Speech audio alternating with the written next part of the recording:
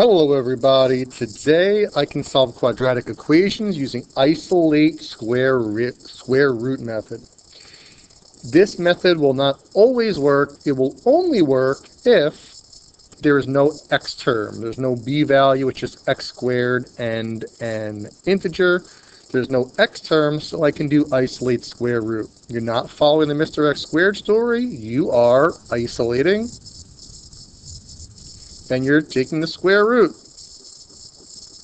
That's it. It's pretty self-explanatory. So I'm going to isolate x squared by adding 4 to both sides, and I'm going to take the square root. Now, very important, when you take the square root, you must put plus or minus. Can I take the square root of 4? Yes. My answer is plus or minus 2. You're isolating, you're taking the square root. Number 2, very similar. Isolate minus 4, square root. When you take the square root of something, plus or minus, now radical negative 4. I have a negative inside of a radical.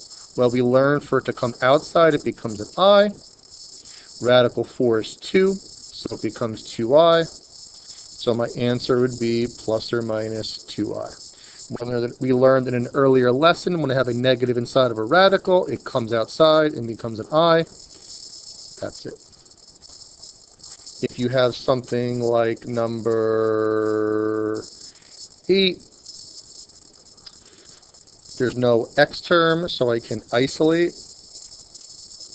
To isolate, I would subtract the 21. And then I would divide the 3, because it's not isolated yet. Going to bring that up top, and now that I'm isolated, I can take the square root. When you take the square root, it's plus or minus radical negative 25. You don't have to do it off to the side, but you can. It becomes I radical 25, which is 5i. I have plus or minus 5. Basically, if you ever have a perfect square under the radical with a negative, you're just taking the square root, but you're putting an I with it. Number 10, isolate square root because there's no x term. Minus 40, x squared equals negative 40. Take the square root. We get x equals plus or minus radical negative 40. Now I can't take the square root, but I can reduce it. Negative comes outside, it becomes an I. Largest perfect square that goes into 40 is 4. So it becomes plus or minus 2i radical 10. I'll just take a look at one more like that, and then I think that should be it. Let's take a look at number 16. Isolate because there's no x term. Not isolated yet. I divide by 2. That gives me x squared equals negative 50 square root. When you take the square root, the square and the radical cancel. Make sure you put your plus or minus. And now I reduce the radical.